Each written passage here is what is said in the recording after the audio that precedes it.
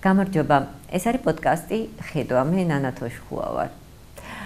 არაერთ გზის მიფიქრია, როგორ უნდა იცხოვროს ადამიანმა, რომ თანამოქალაქეთა, თანამედროვეთა პატივისცემა და სიყვარული დაიმსახუროს, ან სამაგალითო იყოს მომავალი თაობებისათვის. პასუხიც არაერთ გზის მიმიღია და არა სიტყვიერი. ადამიანთა ქცევით, ცხოვრების წესით. მე სწორედ ერთ-ერთი ასეთი ადამიანი მინდა გაგაცნოთ. მათ ვინც არ იცნობს და კიდევ ერთხელ ისიამოვნოს იმ ადამიანებმა, ისიამოვნონ იმ ადამიანებმა, რომლებიც უკვე იცნობენ ქალბატონ თამარას. თამარა კოზლოვა, ქალბატონი, რომელიც საქართველოში დაიბადა და გაიზარდა. მოგესალმებით ქალბატონო თამარ. მოგესალმებით, დიდი მადლობა პატივი მაქვს, რომ დამპატიჟეთ.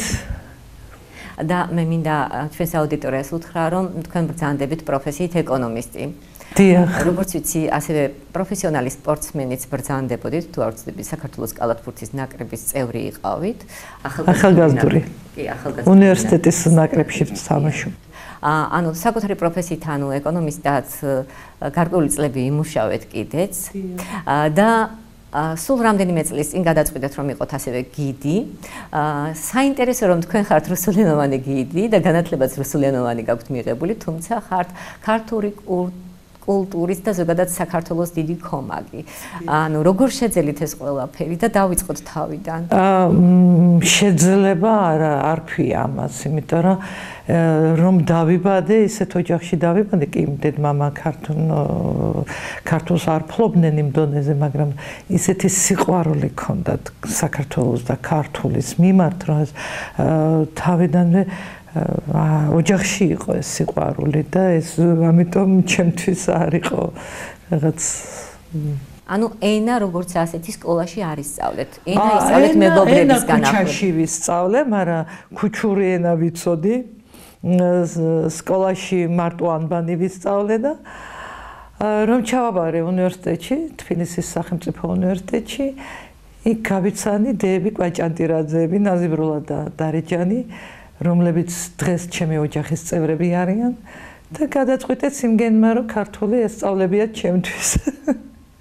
კურიოზები მქონდა ბევრი ამასთან, მაგრამ მასწავლეს და აი უკვე ფლოფენას არათუ ვიცი. დიახ. და თქვენი ფოტო, რომელმაც მოიცვა ინტერნეტ სივრცე, მაგნოლიასთან გადარებდნენ. როგორც ვიცი, ადრე ჯეირანს გამსგავსებდნენ, მაგრამ დღეს მაგნოლიასთან ასოცირდებით. თქვენ გქონდათ რაღაც იდეა იმ მაგნოლიების ხეივანი გაშენდეს ქალაქში. ძალიან გიყვართ ქუთაისი. ძალიან მიყვარს ქუთაისი.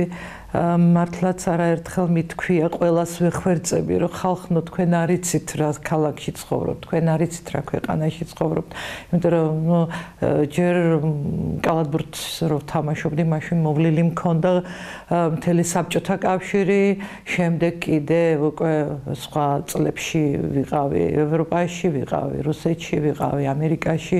ბევრი რამ მაქვს ნანახი და აი ნამდვილად მერწმუნეთ, რომ ქუთაისზე უკეთესი, საქართველოზე უკეთესი არც ხალხი, არც ბუნება, არც მენტალიტეტი არ არსებობს რა და ქუთაისი მიყვარს რა თქმა უნდა და მინდა რომ ქუთაისი შევაყვარო ყველა ჩამომსვლელ ადამიანებს და ამიტომ გადავწყვიტე გიდობა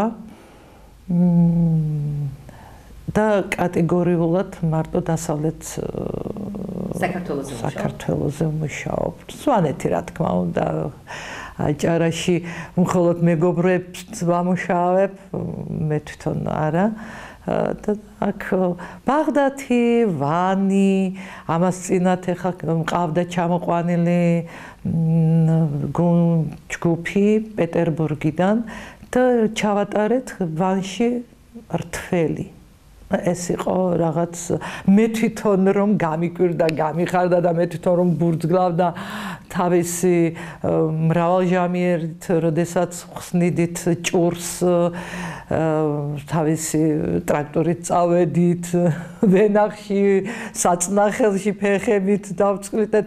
ნუ ეს კულტურა ჩვენებსაც აკლიათ, იცით, ბევრმა არ იცის რა არის რთველი, ბევრმა არ იცის რა არის კინჩხა, ну კინჩხა კიდე გაიგეს, მაგრამ გარბიან პარიზში 3 დღით და არა ნანახი სვანეთი, რაჭალე, ჭუმი ბაღდადში არ არიან ნამყოფი. მუზეუმში, ვანის მუზეუმში რო ვკითხოთ ტურისტები უფრო მეტი არიან, უფრო ჩვენი არა და ვფიქრობ, რომ ანუ შიდა ტურიზმი უფრო პრიორიტეტი უნდა გახდეს აუცილებლად და ამიტომ პროექტი კიდევ პროექტი მაქვს რომ კვირაში ერთხელ მაინც ჩამოსული ხალხი რუსულენოვანი ვინც არის იმათვის ჩაუტარო ტურები უფასოდ ბავშვებზე მაქვს ლაპარაკი და ვეუბნები ჩვენ გიდებს რომ ჩაატარეთ რა ქართულად ბავშვებს, იმიტომ რომ ქუთაისლები თუ გარეუბნებს საერთოდ არ იცნობენ ქუთაისს. არ არიან საფიჩხიაზე ნამყოფი, არ არიან გორაზე ნამყოფია, არ იციან. თქვენი დამოკიდებულება ზოგადად როგორია და კომუნიკაცია როგორი გაქვთ, როცა რუსულენოვან ადამიანებს ხვდები, მათ შორის არარუსებს წარმოშობით?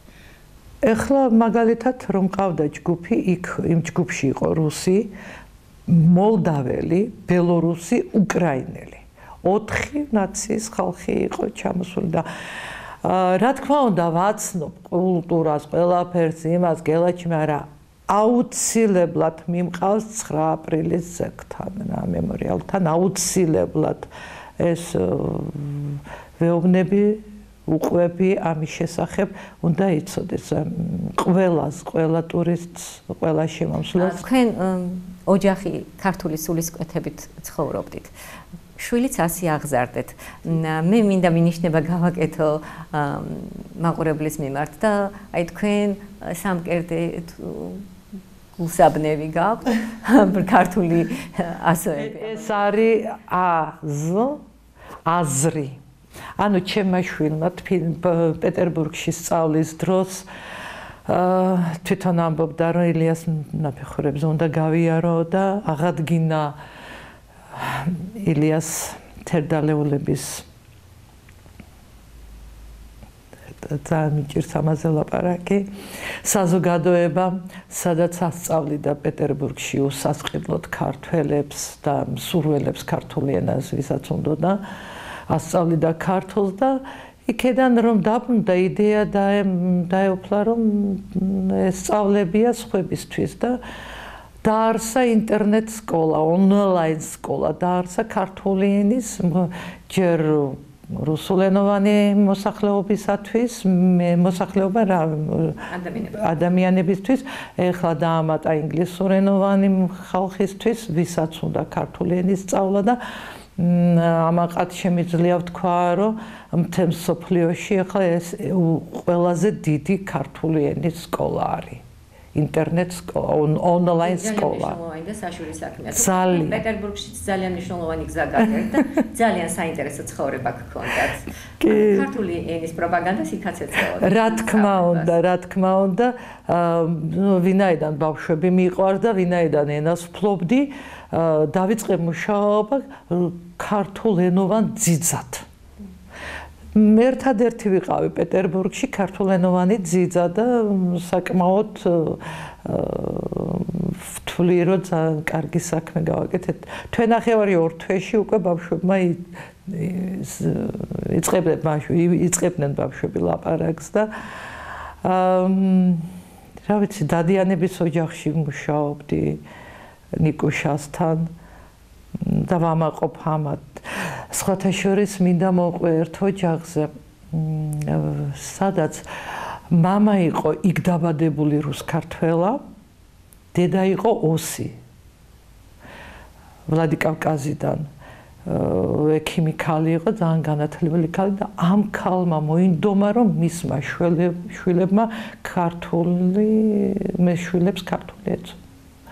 ძალიან ცოდნოდა და ძალიან იქაც სხვათა შორის დადიანების ოჯახში ცოლი იყო ებრელი აი ცოლები უფრო მეც დაინტერესებულები იყვნენ, მაგრამ აი ქართულს ვასწავლიდი, ცოლებს ვასწავლიდი ქართულის ხაჭაპურის გამოწყობას, რაღაც საჭმელების გაკეთებას ქართულ, ანუ კი ქართულს და შემდეგ ამერიკაშიც აღმოჩნდით.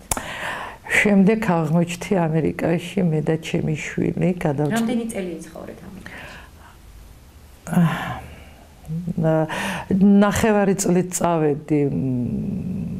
უпростоრად მე და ჩემი შვილი წავედით იქ სააღდგომოდ.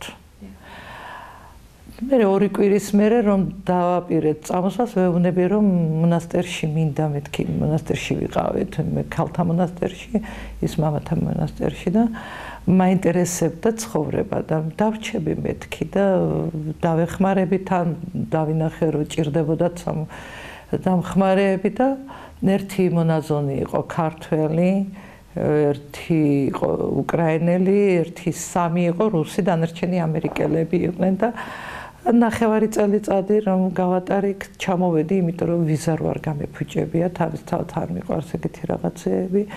2 კვირაში ისევ 3 კვირაში ისევ დავბრუნდი და დავიწყე მუშაობა, იმიტომ რომ ჩემმა შვილმა გადაწყვიტა რომ სკოლა გაეხსნა და ამას ჭირდებოდა დოტაცია, რა თქმა უნდა და წავედი კიდე ნახევარი წლით, ჩამოვედი 1 თვეში ისევ დავბრუნდი და 8 თვე კიდე ვიყავი.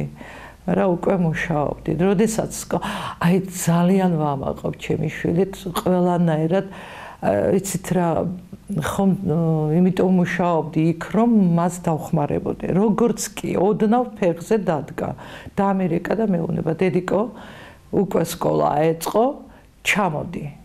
მეტი მე შენ იქ არ მჭირდები. შენ დაბრუნდი. ნუ ვეუბნები რომ რა ის რემონტი რაღაც დედა ჩამოდი თორემ მე ჩამოვალ და წამოგიყვან. რემონტსაც გავაკეთებ, რომ ექნება საშუალება და ჩამოდი საქართველოში და რომ ჩამოვედი საქართველოში, აი დღემდე ბედნიერი ვარ ამითი რა. აი ბედნიერი ვარ. კი, რემონტი არა მაქვს, მაგრამ სამაგიეროდ საქართველოში. როდის გადაწყვეტეთ რომ გიდი გამხდარიყავით ეს იდეა როდის?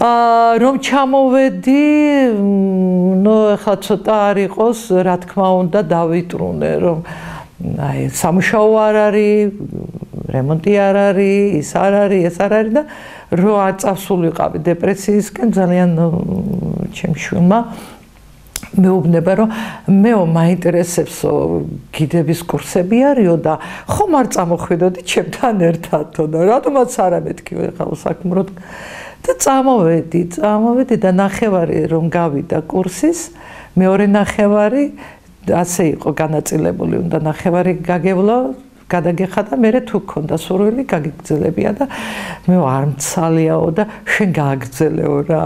მერე მივხვდი რომ ეს ყველაფერი იყო გაკეთებული იმის ჩემთვის, ხო, რომ რაღაცით დავკავებულიყავი და იმდენად ამ საქმემ გამიტაცა და მომეწონა და ხალხთან ურთიერთობა მიყვარს და გიდა გადავწყვიტე რომ კი, რატომაც არა.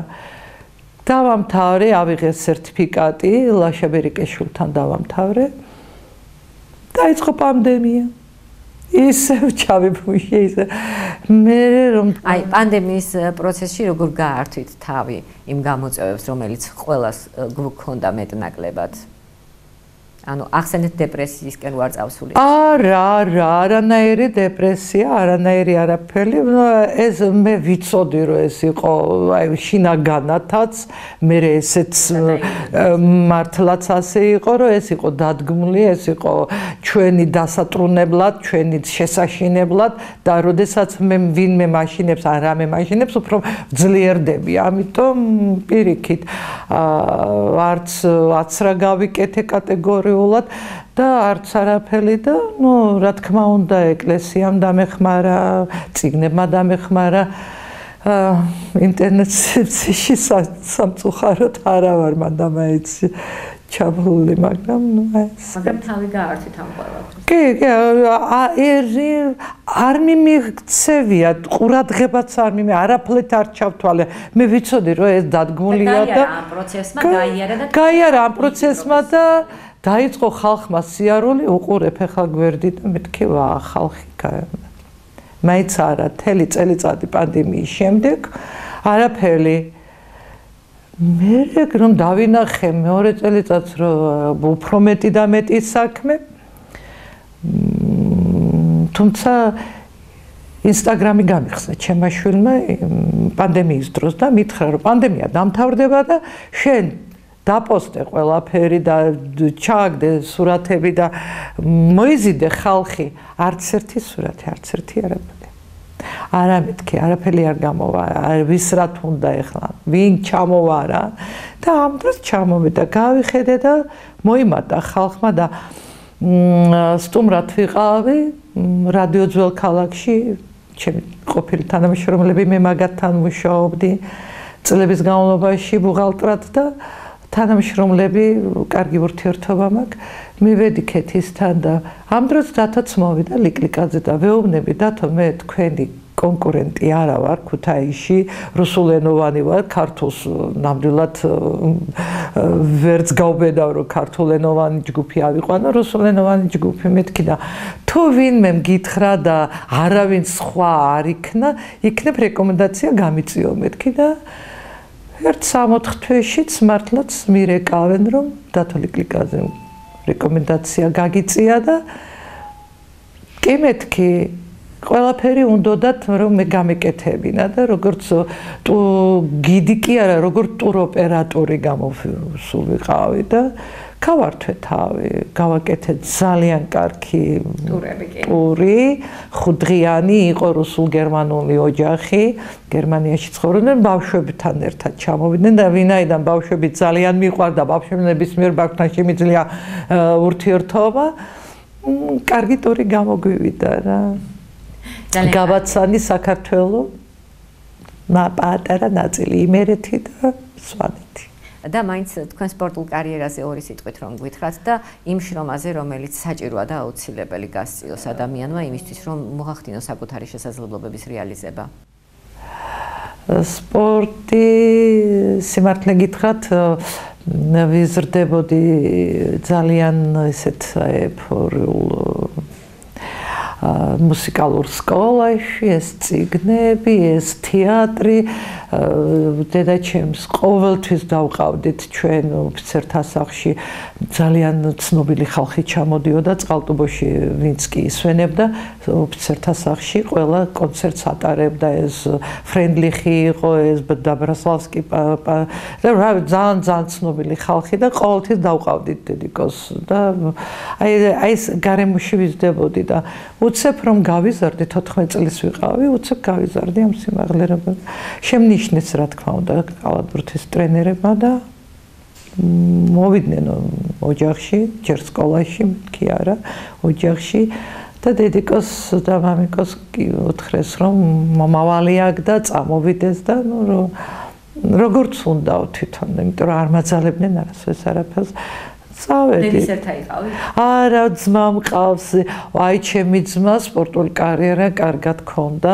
ნიჩფოსანი იყო და ფრენბურთელი იყო, დამსახურებული სპორტის ოსტატია, საქართველოს ნაკრების წევრი იყო და მე ინსტიტუტში ჩააბარა ხარკოვში და იქ დელტაპლანერიზმი ეხლა რო დაფრინავს ყველა, მაშინ არაფერი არ ქონდა, თავისი ხელით წეპავდნენ რაღაცას და სამი დღით აიღებდნენ მე რაღაცას ყირიმში გაფრინდებოდნენ, იქედან დაფრინავდნენ და ნუ მოკლედ აი ძალიან სპორტული იყო ჩემი რძალით დამსახურებული სპორტის. აი ხარკოვში რომ ჩააბარა ჩემმა ძმამ ინსტიტუტში, მე იქ გაიცნო უკრაინელი გოგო და იქ დაქორწინდა და 22 წლის იყო რომ დაქორწინდა და იმის მერე კიევში ცხოვრობენ, ორი ბიჭი ყავს. ერთ სამი ბიჭი ყავს, მეორეს გოგო ბიჭი ყავს და ჩემი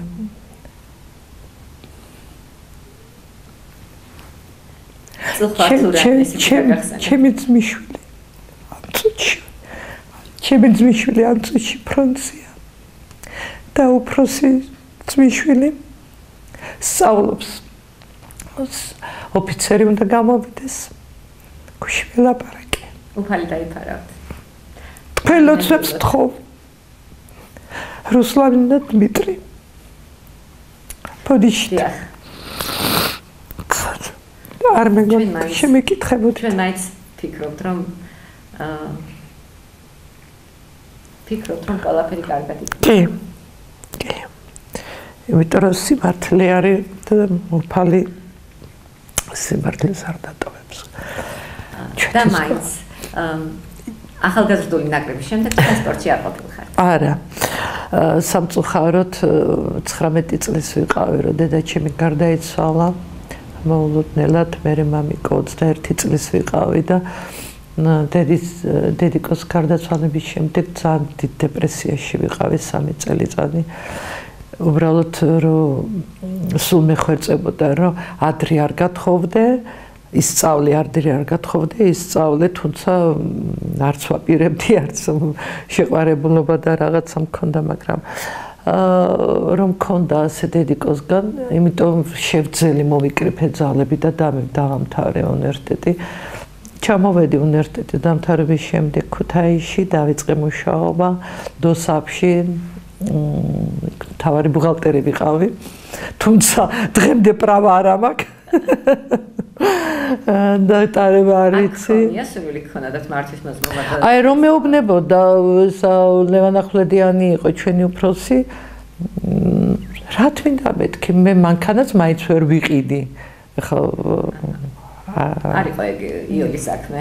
ხო არა, რა თქმა უნდა და რა თქმა მეთქი რომ ეკნება, რომ ეყოლება მანქანა მაშინ მე დასაწყისში ავღნიშნე რომ ზოგჯერ არის კითხვები რომელსაც არ ჭირდება პასუხი სიტყვიერი საქმით ქმედებით იღებენ ადამიანები ზოგჯერ იმ კითხვებზე პასუხს მე ვთქვი რომ თქვენი ცხოვრება არის ასეთი მაგრამ მე მინდა მაინც გვითხრათ მთავარი რა არის არსი აზრი მნიშვნელოვანი იმისთვის რომ ადამიანებმა ღირსეულად ვიცხოვროთ ცოტა სხვანაირად გეტყვით თქვენ პასუხზე პირდაპირ შეიძლება პასუხი არ იყოს და მე ვერავის რჩევას კიდევ ვერ ვეტყვი და მაგრამ ცოტა სხვანაირად გადავაკეთებ ამ კითხვას და პასუხს მთავარია ჩვენ ცხოვრობდით საქართველოს მენტალიტეტი, ქართული მენტალიტეტი და არ არის ცუდი, კი, ჯერ შვილი, მერე ქმარი, მერე ნათესავები, მერე მეზობლები და მერე თუ დარჩები შენ. და აუცილებელია ასეთი ალგორითმი არსებობს. ჩემმა შვილმა გადამაკეთა. აი გადამაკეთა ჩემმა შვილმა სხვათა შორის ფსიქოლოგი ერთი არის ნიკრასოვი ძალიან კარგი წიგნი მომცა ჩემმა შვილმა დედის სიყვარულის არტახები აი ესე ქვია წიგს არაჩვეულებრივი წიგნია სადაც გიხსნიან რომ ჯერ შენ მერე ქმარი მერე შვილი და მერე სხვა და სხვათა შორის ვთვლი რომ კი მართალია იმიტომ რომ ნახეთ ყველაზე მთავარი ჩვენი ლოცვა ხომ ამავ ჩვენოა და იქ რა სიტყვებია რომელსაც ჩვენ ნაკლებად ვაქცევთ ყურადღებას შეიყვარე მოყვასი შენი როგორც თავი შენი ანუ შენ თუ არ გეყვარება შენი თავი ისე როგორც საჭირო არის, როგორც შეიყვარებ მოყვას. ანუ შენი თავი შეიყვარე და მე შეიყვარე როგორც შენი თავი. ანუ საკუთარი თავის სიყვარულის სწავლა. აუცილებლად. ვისწავლ კი, რა თქმა უნდა. თუ სწავლად დამჭირდა ჩემი საკუთარი თავი და სხვათა შორის როგორ გითხრათ, მაგრამ ჩემი თავის ფასი არ ვიცოდი. თუ ფიზიკურობის, თუ სულიერ მიუხედავად იმისა, რომ ძალიან ბევრი მეგობრები მყავს სულ მეუბნები. თქვენ გინდათ თქვათ, რომ ეს გზა, ვიდრე თქვენი შვილი სრულწლოვანი არ გახდა, ისე გამოიარეთ, რომ თავდაჯერებულობა გაკლდათ? მაგრამ ჩემი შვილი რო 27-28 წლის გახდა და მე უკვე მომკიდა ხელი და შემანჭრია, მაშინ ჩემი თავის ფასი მე გავიგე. არა, ჩემი თავის ფასი. ნამდვილად არ ვიცოდი. და ერთგვარი მაგალითიც ალბათ. ძალიან და მე დავიწყე სარკეში ჩახედვა, მე დავიწყე სხვათა შორის ჩაცმაც სხვანაირად მე დავიწყე. აი რამდენიმე 1-5-6 წელია, რაც სხვანაირად დავიწყე ჩაცმა და აი თუნდაც მაკიაჟი, თუნდაც ეს ფერი შემთხვევით შევიღებე მოეწონა ჩემ შვილს და ეხლა როდესაც მივდივარ თქვენთან მოვდივარ, მაშინ ვცდილობ რომ თი რაღაცა მიყვარხართ ხალხი რა არის იცით აი ჩემი თავი შევიყვარე მე ყოველთვის მიყვარდა ხალხი მაგრამ ეხა სხვანაირად მიყვარს ხალხი აი სულ სხვანაირად მიყვარს მიხარია თვითონი თქვენის დანახვა თქვენი რომ მოდიხართ და იცინით, არ გინდათ ვინმეს რომ დაინახავთ, მაშინ რომ გაიღიმოთ. მოდიხარ და შენ თავს გაუღიმე, უღიმე შენ თავს და ისე იარე რა. და რომ დადიხართ ახლა ქუთაისის ქუჩებში, ხდებიან ეს გაღიმებული ადამიანები? სხვათა შორის რომ დამინახავენ, მაშინ იღიმებიან. თქვენ იღიმიან თუ ზოგადად?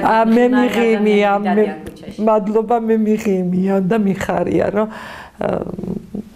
მაგრამ ჩვენ თავსაც გაუღიმოთ. მე მინდა ძალიან დიდხაზია რომ ამ ქუჩაში, იმიტომ რომ მეტი მღიმარე სახე იყოს.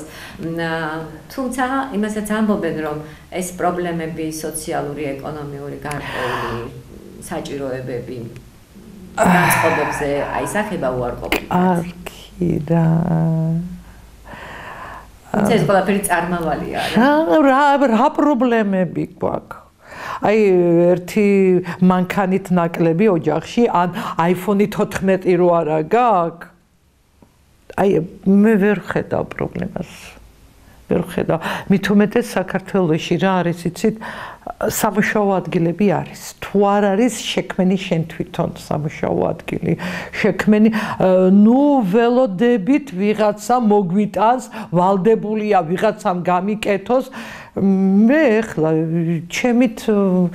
ჩემშოს არ ვთხოვ კი თუმცა კი კომუნალურებს ავტომატურად მიხთის და დღეს დილით ფიქრობდი რომ რა ბედნიერება რომ არ ფიქრობ რომელი რა ანგარიშია რა სადღაც კიდე არა აქვს იმის საშუალება რომ გადაიხადოს გათბობის ფული მაგალითად სამთარში კომუნალურები და ასე შემდეგ ზოგი უმწეო მდგომარეობაშია ზოგს არ აყავთ შვილები და მსრუნველი ხალხი ასეთი რამეც არის მაგრამ რა ვიცი, მაინც მგონია რომ შეიძლება რომ აი ესეთი ხალხმა რაღაცა აი მე ახლა ღორჯომიდან ჩამოვედი.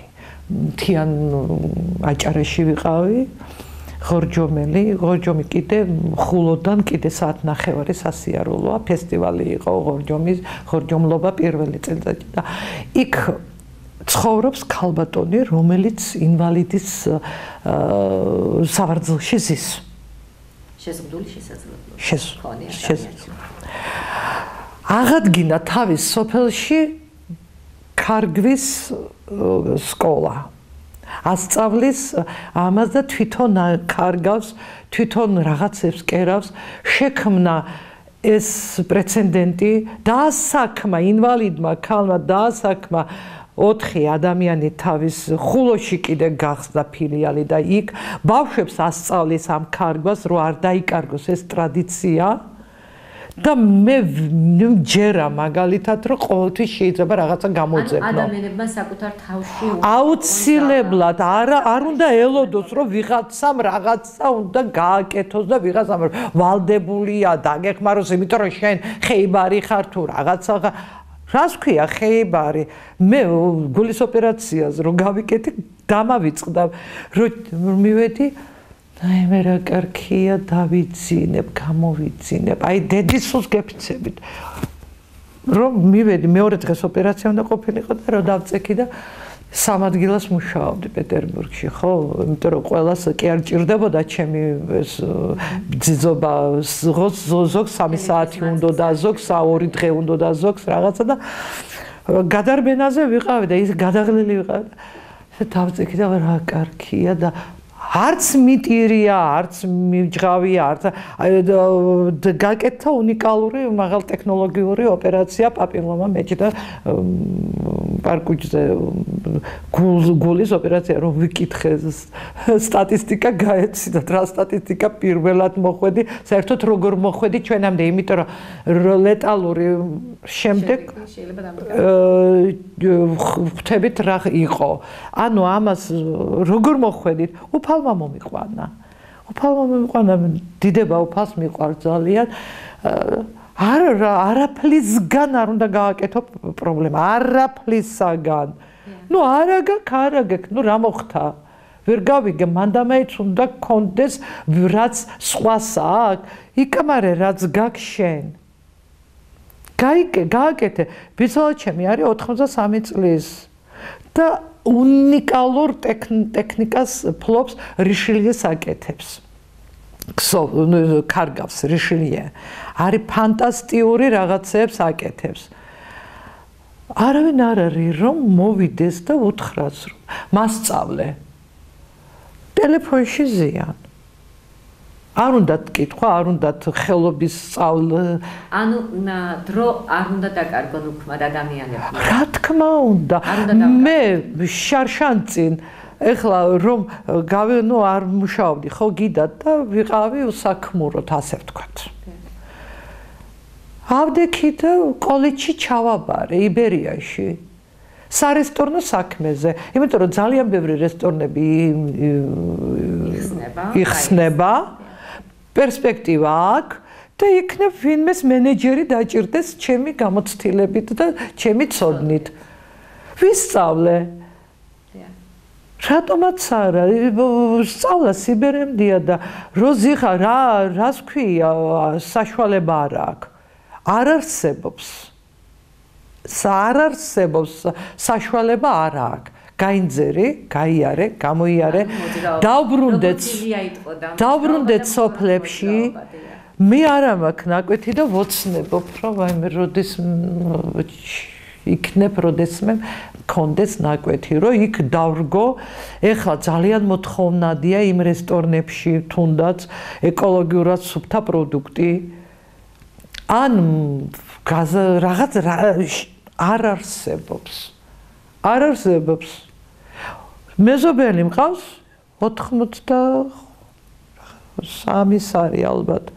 დღემდე დადის კვირაში ერთხელ თურქეთში, ჩვენი ლუბაჩკა და ყიდის. ანუ მუშაობს. ყველაფერი აქვს. რემონტიც გააკეთა, კაის ჭამს, კაის სვამს და აქტიურად არის 80 წელს გადაცილებული ქალი.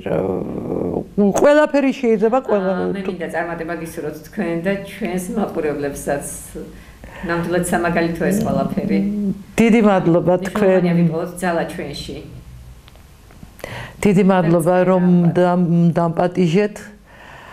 მიყვარხართ გეფერებით.